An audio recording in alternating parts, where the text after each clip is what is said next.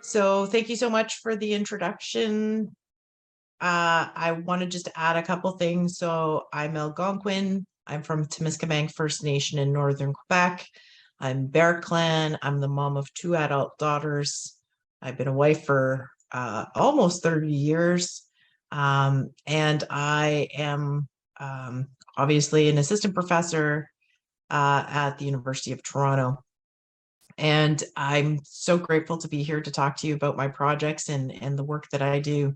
And I hope that some of this resonates for you. So if you have questions, please, by all means, put them in the chat. I would love to have conversations about this because for me, there is a need for us to have conversations about the overrepresentation of Indigenous people in incarceration. So on this first slide, I just want to draw your attention to the wonderful artwork that was done by Emily Kijibashik. She designed our logo for the Kijibashik project to represent the previously incarcerated Indigenous moms and mom figures project. And I think this encapsulates for me what we're hoping that all of our projects do, which is bring families, communities, and nations together. I'm going to jump into a couple things with you. So the first is not too long ago, they had a report from Ian Zinger in 2021 that started to look at the rates of incarceration for Indigenous people. And Indigenous women are the fastest growing segment of the incarcerated population. It continues to grow very quickly and very rapidly, whereas the non-Indigenous women incarcerated population is starting to decline. So we're seeing this convergence at a set number of both, but I think what we also have to remember is we're increasing. So even though there may be a decrease in non-Indigenous women, there's an increase in Indigenous women who are incarcerated. And when I go through the findings in a couple of minutes, you're going to see that this is not necessarily reflective of Indigenous women doing something more poorly or, something that they're doing in particular, but it's because we're a made vulnerable population. And I say this because I, as an Indigenous woman, did not make myself vulnerable. The systems which I operate in made me vulnerable. So instead of taking and blaming individuals, we have to start looking at the systems that have put people in places of vulnerability. And so I've started to change my language, the way I talk, and call myself a made vulnerable population instead of at risk, oppressed, marginalized, because it wasn't me that did any of those things to me. It was systems. And that's what you're seeing here. This increase in numbers of Indigenous women ending up in incarceration is continuing to climb. And in my opinion, this is kind of rapid considering we're only talking within 10 years. We've seen a tremendous increase, and I don't think that this is slowing anytime soon. So we have done a literature review on Kijibashik and KEEP2. So KEEP2 is an extension of Kijibashik. And what we're finding is there are some articles around the health of Indigenous people who have been incarcerated, but often it's related to men. It's not related to women. So we can't actually tell you what their health looks like when before incarceration, during incarceration, or post-incarceration. We do have a limited number of studies out there already. And what we are seeing is the incarceration isn't just like a criminal punishment, but actually it's a public health crisis. We've gotten so many people, so many Indigenous women and two-spirited people into incarceration that we need to really look at that and reflect on why that's happening. And Indigenous women are losing 6 to 9 times more years of life in incarceration than non-Indigenous women. So what that means is essentially that when they're in there for longer periods of time than non-Indigenous women. And it also seems to have an impact on their health and well-being, although that hasn't actually been studied in a longitudinal way, which I think we also would want to see happen. We know very little about the impacts that incarceration does to Indigenous moms, their health, their well-being. especially upon the release. And that's how Kijibashik came to be. We really wanted to understand how they got into incarceration to begin with, what supports and programs and services they were offered at their release, and into the reintegration into their families and communities and society at large. And what we were finding is there's limited resources to tell us any of these things. So we wanted to ask people. So we went out with these questions in mind. And when I say that, this came from us talking with elders and our community partners. And we wanted to ask, what's the impact of incarceration on the health and well-being of Indigenous moms and mother figures? And when I say mother figures, so we were thinking in Indigenous terms, you may not be the biological parent, you may be an auntie, but you're like a mother. You could be a grandma, but you're still like a mother. So when we say Indigenous mothers, we've opened the spectrum of what motherhood was. We didn't mean just a biological parent by blood, but rather anybody that considers themselves to be a mom. And so we wanted to know what happens when you get, like, how is this affecting you as an individual, but how does it affect you as a parent, or at least somebody who may be parented? We also wanted to know, what are the unique needs that Indigenous moms need in the criminal justice system? We didn't understand what they were getting in the system. We didn't understand what they were going to get when they got out. It's still not entirely clear. We do know now what they don't get while they're in the system, but we may not understand exactly what they're getting. And when we look at municipal, provincial, and federal incarceration, it's quite different what programs and services are available while they're incarcerated. And it's even more incredibly challenging to understand what they're getting when they get released, because you may be incarcerated in a province or territory that you don't traditionally come from. And then when you get released, it also has an impact on what you can attain depending on where and when you get released. So the other question we were looking at is, what programs and services would assist Indigenous moms and mom figures for reintegration after their incarceration? We were really interested in trying to find out, how are they, they get released. That this is also problematic, and I will talk a little bit to that. They get released, and now they don't know where to turn to get services that will be culturally safe, and they will be specific for them as Indigenous moms. So this is something that we really wanted to look into. KEEP2 came about as we were doing the beginning of Kijibashik, and we wanted to understand. So we started out in Toronto, but we wanted to really understand if this was happening in other areas. And we looked at Kingston, Ontario, which has the federal penitentiaries, and we looked at Thunder Bay, which is the gateway into the Northern Ontario communities. And that's where KEEP came from. Pardon me. And when we did that, we found out that in Kingston, there was actually zero programming happening for previously incarcerated Indigenous people, whether you were a man, a woman, two-spirited, anybody. And so we started to look around in Thunder Bay. There were some services up there, but not necessarily for people that were released from prison. So in KEEP2, we started working with Thunder Women's Healing Lodge here in Toronto. And part of their question was, okay, there's healing lodges within the Correctional Services Canada, and they're funded by Correctional Services Canada. But we wanted to know if there were other healing lodges outside of that system for previously incarcerated people. And so that's part of what we're looking at now. The intention is to create a council of healing lodges across Canada so that they can work together. Because if you're released in Kitchener, Ontario, or you're released in Edmonton, Alberta, you need, as an Indigenous person, you need a place to go to start your reintegration journey. And we want to make sure that it's culturally safe. So we're hoping the Council of Healing Lodges, which we're just in the very infancy of starting to look at, will be part of that. We want to understand how we can bring Indigenous organizations who work with justice-involved people across Canada together in some fashion. And that's where we came up with the Council of Healing Lodges.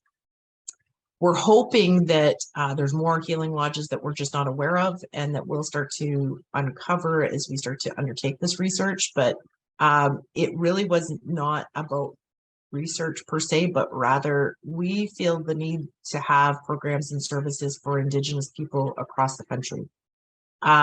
We also will be providing our partners with care packages. I was very surprised that when we put the grant in to the Canadian Institutes of Health Research, that they came back with the most wonderful piece of our grant was that we were giving packages with no expectation that the people that received them would do interviews or have to do anything with our research. And why I say this and try to bring it to light is I think that we don't often in the research spectrum, if you will, give back to community in meaningful ways. And this is part of us trying to give back in a meaningful way. We can start to take care of our own Indigenous people who've experienced incarceration. We have heard stories already from previously incarcerated Indigenous women, which I'll talk about, but we're also hoping to have more two-spirited, and we didn't talk to previously incarcerated men. And so we're hoping in KEEP2, that's what we'll be able to do so that we can get a sense of what's going on. Right now in Canada, there's only one paper about previously incarcerated two-spirited people. And it was written a few years ago, and there's been no follow-up since then. So that tells me this is a place that we have a gap and something that we need to do. We're hoping that this project will help us with advocacy and policy direction. And hopefully that will take some of the recommendation from Zinger's report in 2021 forward, and we can start talking to Correctional Services Canada and to provincial prisons and find out how we can help with their reintegration plans that in Ontario, they're just starting to determine that they need them. We're hoping to create a phone app. So as Brittany was saying, the land acknowledgement, I felt like saying, oh, and check out native-land.ca. One of my previous students was part of that and helped to create that and design it. It helps you with the territorial acknowledgements for all of Canada. And it's a great app. And so we were thinking, well, what if we had an app like that where it showed you all the programs and services in the area that you just came out of? So if you happen to be from Ontario, but you're released from Stony Mountain and you don't know what the services are there, the app could help you to figure out what the services are and help you to integrate with people that are closer to you to get you wherever it is you want to be. On the left, you'll see this braid of sweetgrass, and it really has a lot of words on it. I understand they're probably hard to see for some of you. One is hashtag land back, because we do believe that land back and having land-based activities will help people to reconnect into cultures and languages and into communities and families. The other piece is about how colonization has brought us to this point, as well as racism, and the traumas that these have caused are physical, mental, spiritual, and emotional. And we're hoping that we can combat some of this in the land loss and the assimilation and the inequities that we've experienced through helping with, changing policy and changing the programs and services available to previously incarcerated people. So right now our community partners are Aboriginal Legal Services of Toronto, Native Women's Resource Center of Toronto, Hassan, which is Prisoner Rights Association, Elizabeth Fry, Toronto, and we're hoping to also continue to engage with Two-Spirited of the First Nation in Toronto, and we're going to hopefully make partners across Canada as part of that Council of Healing Lodges. So right now this is where we've started, and we're hoping to build this, and we want people to be part of this. We really want to see other people also looking at this topic, because it's not a quick topic to look at. It's not something that's going to be easy to rectify, and it's not something that's going to be a one-off. Like, this is just, one chip towards making the brick, if you will. So for Kijibashik, we've talked to almost 30 people. And they were all previously incarcerated, self-identifying Indigenous moms or mother figures or two-spirited parents. This has happened over the last few months. Our KEEP2 participants, who we hope to speak to, will be previously incarcerated, self-identifying Indigenous men, women, and two-spirited people. We're doing all of the recruitment through referrals. You may have, if you're on Twitter, seen our social media posts, and if you're on Facebook, you may see that we have a Facebook page for Kijibashik. All of this to say that we're hoping to do the same kind of referral method for KEEP2. We don't want to do this in a way that feels like we're taxing people either. And we understand that while we've done a lot of the study here in Toronto, it might be best if we start to spread out a little bit across the country to hear other stories. What we found so far is the level of involvement in the criminal justice system has varied considerably. We have some people that have experienced like one instance or involvement with the criminal justice system, and some with 10. Some who have had 30 days incarcerated, and some that have had more than 10 years incarcerated. So it really varied quite a bit. And that also reflects on which system they were in, whether it was federal, provincial, or a more local or regional system. It also reflects a little bit on how they viewed programs and services in incarceration and those that were hoping to get services after they were incarcerated. So almost every single person we talked to said there was intergenerational trauma. And this ranged from, you know, things like residential schools, the 60s scoop, the millennial scoop, other instances of child welfare. And I have a project on child welfare where we're talking to parents, and they're saying that child welfare sometimes gets them involved with the criminal justice system. So there's a fine balance that we need to start talking about how these two systems are actually pulling apart families and communities for Indigenous people. Almost all of the parents also alluded to having some kind of sexual assault or domestic violence, either in their childhoods and or their adulthoods. And when they say this, they're very adamant that that wasn't necessarily the root cause, but it did change their feelings and views of themselves, which also helped them to get into the criminal justice system. So this is something that we do know about. We know trauma causes these things. It's a trauma response, right? Because then you feel like you can do risky behavior. And so some of them talk about that. Some of them talk about the therapies they've been in since they've been incarcerated or just after incarceration. And they feel like they're still not being heard as victims of something, whether they're in incarceration or not. We found out that some of the participants said that there was a number of times when they never got to see their children throughout their incarceration. And some of them described how that was emotionally and mental health wise impacting the way that they were in prison and then on their release. So one of them was talking about the fact that they were pregnant when they went into incarceration and they had to be handcuffed the entire time they were giving birth. And I want you to think about that for a second. If you've ever given birth or if you've ever heard stories of like birthing stories, you will know that it is already the most uncomfortable time of your existence when you're trying to push or you're experiencing your labor pains. I can't imagine having my hands cuffed, whether it's in front or behind me. It would not matter. I can't imagine not being able to move my hands and moving around. And so this wasn't the only participant. We had another speaking about how they were handcuffed to the bed.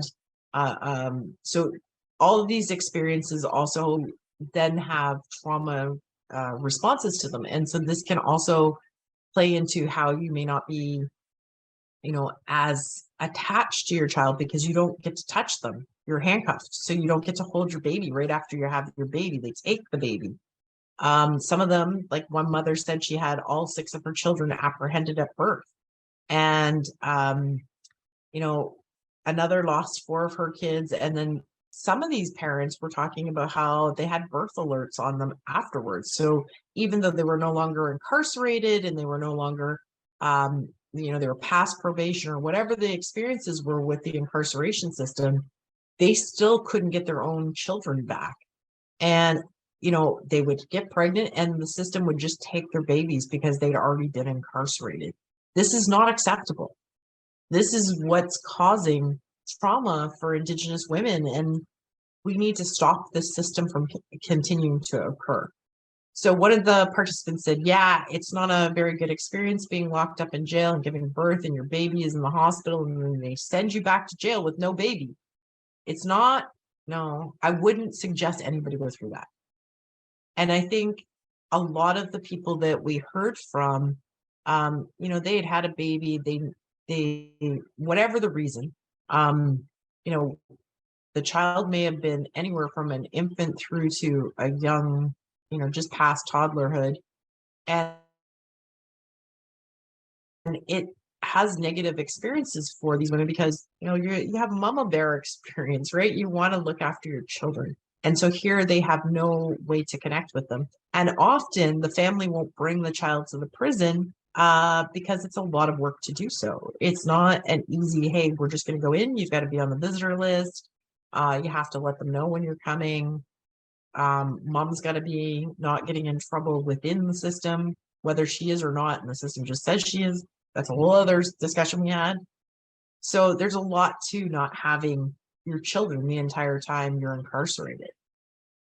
So there's also experiences with the agents. And when we call them agents, we're trying to not only talk about police and correctional officers, but probation officers and others that may be court officials. They all our participants just kept saying how they all were distrustful. And my understanding of this was because, there's this system that has not only put you in a bad space, but they also have this stereotypical belief of who Indigenous women are, and they treat them in that way, in that regard. And so as this participant's talking about is they, because we're different and we're the ones on the inside and they can leave every day, it doesn't mean that we're not human.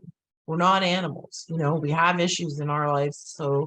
So do they, but they don't get caught, and they're white, and they get away with more than the color of our skin. And they're treated differently than a person of color. And this came up quite a few times in different ways. And sometimes I wonder how we get rid of that and make it culturally safe. And then I'm like, but the system is flawed. So even if we tried to make all of the people involved, police, correctional officers, parole officers, probation officers, everybody culturally safe, is it actually going to help these Indigenous people who are incarcerated? And I'm not sure that that's the answer either. What I think 99% of the participants talked about at some point or other, if not more than once, was their involvement with child welfare system. So that could be children's aid, that could be somebody related to social work in their province or territory or their home community. And often, not only are their children involved in the child welfare system, but their grandchildren are. And they were also involved as children themselves in the child welfare system. The importance of this is now we're starting to see cyclical connections to child welfare. This is hugely important because if we're not dealing with the way that the child welfare system is set up, we're just going to continue to see these cycles. And I bring this up because in my other project, we're looking at parents and guardians who have had some kind of interaction with the child welfare system in Ontario. And what we're hearing is sometimes the children are taken and then the parents, in particular women, get so angry that the Indigenous women go out and do something that they shouldn't, and then they end up incarcerated. Or they're broke and living in poverty, and the way that they went to feed their children, which may have been shoplifting or fencing something or using sex trade work got them into incarceration, then they lost their children, and then that keeps them in that cycle of the child welfare system. So how do we deal with that? That brings me to the apprehension. So that comes to poverty and incarceration. And that was like this one. I love my children, and to be ripped from them. And I knew I wasn't doing good. Like there was times I didn't have diapers and I wouldn't pay rent. My ex-husband would have to cover me. But that time when I was told I had to leave, my ex-husband had to take the kids to McDonald's at 10 o'clock at night so they wouldn't see me leave. This happened on a number of occasions. And often what we were hearing is it was about poverty or not having enough money for food, diapers, rent, and they would do something that would get them incarcerated, not intentionally, but more rather because they were trying to protect their families. And so this is my point. We need to start looking at these two systems and how can we do the policy change that's absolutely, invading Indigenous family space. There's a lot of isolation. I think absolutely every participant we talked to was talking about the isolation in the prison system. It didn't matter if they were incarcerated for 30 days or 10 years. Every one of them talked about how alone they felt. And, I know that they say that part of incarceration is to give you time to reflect on the crime you committed. But, okay, so how much time is that? And a lot of the participants were talking about like they just had nothing to do and you're festering in your head, and that's problematic for your mental health.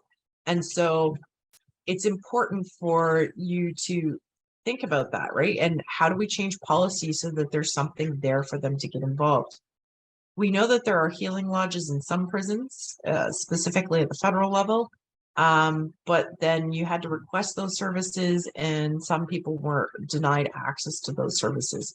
So how do we help them? Because what a few of the participants were talking about is how can I start to better myself while I'm in prison so that when I'm released, I'm a better mom, I'm not hooked to a substance, or I understand how to do something different when I get out so that I'm not doing the same thing that I was doing before that got me here. They need therapy, and a lot of them said there's no therapy available to them while they're in the prison system. So engaging in culturally relevant programming, some of them were talking about the healing programs that they did see when they were incarcerated, but they said a lot of the time they didn't have any relevant programming. If you're at the local level, so you're in the Don Jail in Toronto, there was no programming for you. But if you were at Grand Valley Institute for Women, there may have been some, but then again, it's not necessarily at the same Indigenous culture that you are. So if you're Algonquin versus Cree, you might have some different traditional programming that you would like to see, and none of that was happening. And at the federal level, one participant was talking about how it was very pan-Indigenized in terms of what kind of cultural programming they provided. And so we wouldn't do that. If you were talking about Christian church services, you wouldn't do that. And they would be very specific to the religion. So there was a lot of talk about what could change in terms of programming. They said there's high school courses they can take while they're in there, but what else can they take that would help them? They really expressed this need to have more programming to be able to get therapy or help with their substance use, maybe to help them with parenting, to break the cycle of trauma. So this is really important. And we asked them about their relationship with their child after. Some were reluctant to talk about this, so I don't want to read into that, but I do think that has a lot to do with how the systems have interacted with them. But we know that there's a complicated relationship with their children. It doesn't matter if they're young, old, or adults. The ones that were adults also then struggled with the same kind of issues that the parent did. So some of the women were telling us their children, adult children, were into substances, or they had their children apprehended, and so on and so forth. So it's really important for us to look at, how do we help them with parenting? We also heard a lot about watching your children be in the care of somebody else and knowing that there's issues, but not being able to do anything about those issues because you're a convict, as one of the participants said. So really your words aren't really heard or dealt with. So that brings me to KEEP2. So while we're still doing analysis on Kijibashik, KEEP2 is just starting up. Our community organizations really wanted to take the analysis from Kijibashik, so we're trying to get that all finished so that we can start to think about the questions that we want to ask all previously incarcerated Indigenous people.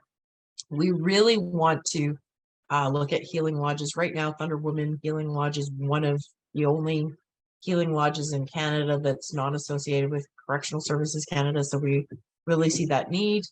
And we suggest one of the big things is to have land-based activities and learning. That came from some of the participants, but that also comes from my experiences working with graduate students and others. It's really important for us to get back out on the land because everything comes from the land. Our cultures, our languages, our ceremonies, everything comes from the land. So it's really important to have that. And it's also, there's lots of studies out there from non-Indigenous people who say being on the land can help with your mental, physical, and spiritual health. So the more we can do that while they're incarcerated and after may actually help people with integration. We did hear some of the participants tell us also that children, like their adult children, didn't have a linear path to reconnecting with them. So sometimes there was, you know, a guilt on the parents' part, and the adults were, like the parent was also feeling guilty for being incarcerated, not being there for some major events. And so how do we help them through that, and what kind of programs would help them? And often they would say, I think I need therapy, or I would really like to be able to immerse myself into cultural activities. Some of them explained that they're okay somehow. Oh, I'm going backwards. That's why. Sorry. So the last couple pieces are about the work I've been doing. Akiikaa, It Is the Land, is about land-based learning and healing. Right now, I'm the program director for the Masters of Public Health and Indigenous Health at Dalla, and I take students, graduate students out. I just got the program changed, so we start in May instead of September, so that I can have them out on the land when it's relatively warm. I don't want to say it's warm, but relatively warm. And students get to engage in Indigenous activities. So on the left, you'll see a picture of birch bark baskets, kind of odd shaped baskets, but still baskets all the same. It was, you know, this is their first attempt at making them. And we would do this with children when they're younger in Anishinaabe cultures here in Ontario. And so having students, whether they're Indigenous or non-Indigenous, taking part in some of these kinds of activities helps them to understand the connection to land and how land is like everything for us. It provides us with food, shelter, culture, recreation. It's everything. If we don't have healthy land, we can't have healthy people. We know this if you take a look at Grassy Narrows here in Ontario, where the Wabagoon River was filled with mercury poisoning from the pulp and paper mill that was there. And it's had, what, 50 years now, and it's still not much better. And the feds and the provinces are still fighting about who should clean up the river.